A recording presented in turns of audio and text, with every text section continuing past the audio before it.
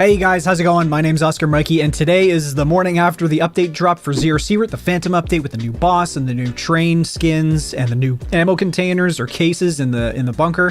And I've got some thoughts on it. I have a few hours logged in it from the live stream last night, and now we can go into a little bit more detail about the new features that were included with this new update to Sievert. So let's get right into it. Okay, starting off with the boss, Phantom. This is the big one. There's a new boss on Swamp. He wanders around kind of like Armin. He's just kind of like always moving, always wandering around the map. He's got a ghillie suit on, and he has an N10 or an N10 with like a ghillie kind of skin on it. You can get both his gun and his armor off of him when you kill him. He doesn't always drop the armor, but you can always get the gun, and he's using good ammo with it. He's as far as I can tell, he's always using M61. So even if you are wearing good armor, be careful when you fight this guy, because if he gets a few good hits on you, could end your raid. As far as the armor goes, it doesn't actually have a lot going for it. It has the aesthetic, which actually does do a good job at concealment and like camouflage on the swamp map with all the brown grass sticking up and everything. It actually does work. It's kind of hard to see him sometimes, especially if he's killed by somebody else and his body is just laying on the ground, not moving. It can be kind of difficult to spot him. The armor does have 5 fragility. It's kind of mid in all other aspects. It doesn't have very good melee protection, but the fragility is really good. It's very low, so that means it's not going to break down as quickly, and it has a stat that makes it so that enemies can't see you as quickly. Their vision towards you is not as precise, or they don't aggro on you as quickly when you get near them. And I did notice a little bit of a difference, not like a crazy difference, but I think bandits took a little bit longer to see me when I was like circling bandit camps and stuff. It took them a little bit longer to pick me out and aggro on me. I'd say the biggest downside to this armor is that it's only level 3. It's only class 3 armor, so it's not going to help you in terms of taking damage against a lot of the rounds in like that bandits and like other enemies may be carrying in Sievert, especially in the mid to late game. Pretty much everybody's going to be carrying good ammo, at least PS. Definitely a lot of them are going to be carrying like 545 BT or 7.62x39 BP. Those are really good rounds. Those are going to tear right through the ghillie suit. But then his rifle, the N10, it's cool. It's got a ghillie pattern on it, like a ghillie skin kind of camouflage pattern. I kind of like that. It's a good gun overall. Stats are pretty good, 30 damage, and then it's actually got it's got very high accuracy. Recoil and ergonomics are good. It's 308. It's got big power, and I'd say overall it's a pretty good gun. Now, like I mentioned in my other video, he does drop a little note for you to read. And when you read that note, you have to right click it and hit use. It'll reveal his hidden stash on the map, the location of it. Then you can go to it and loot it. This hidden stash is actually very hard to see. It's not like a normal hidden stash where it's kind of looks like a big hole in the ground with maybe some roots or some like dead grass on top of it. You actually have to look around for it. It's way better hidden.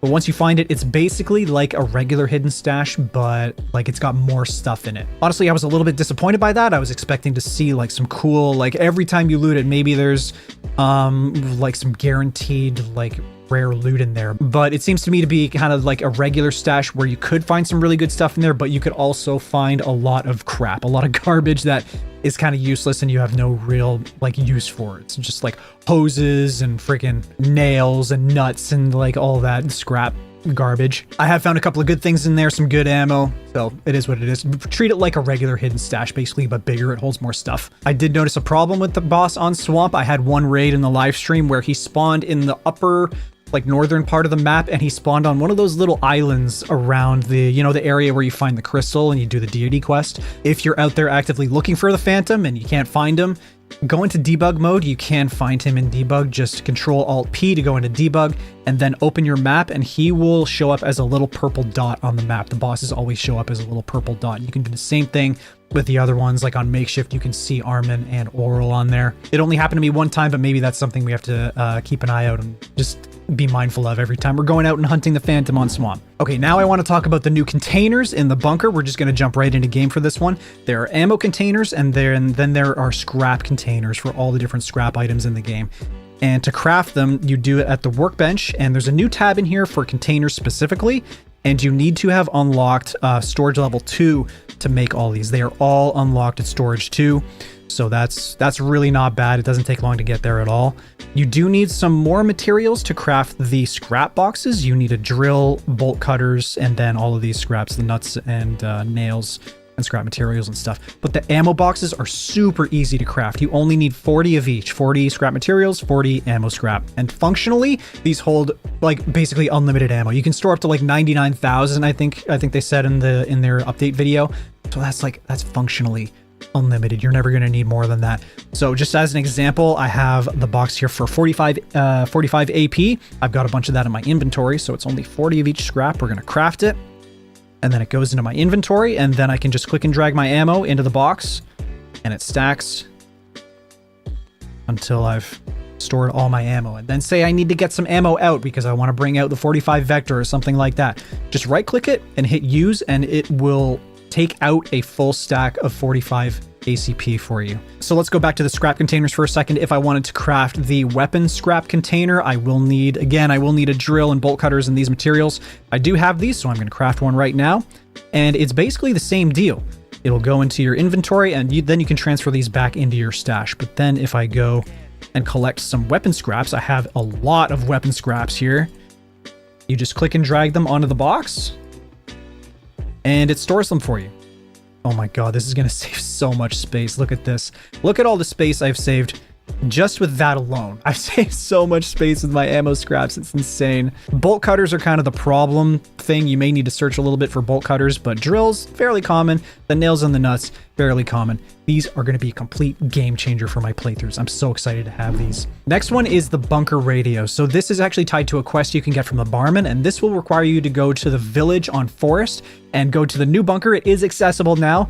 Go in there, retrieve the battery and the cassette from the camera or the recording station, the little studio, the cute little Easter egg studio down there for Sievert. Grab those, bring it back to the barman and complete the quest, and then you'll be able to put the cassette tape inside the radio and play music throughout the bunker. And the music will actually come out of the speakers. They did proper like sound localization or like precise sound placement from the speakers. So as you walk by the speakers in the bunker, the sound will shift like in stereo from left to right and up and down and stuff. It's really cool, actually. Honestly, I wasn't really expecting to like this as much as I did. There's some good tracks in there that make the bunker feel a little bit more homely, a little bit more warm. There's some good variation between the tracks.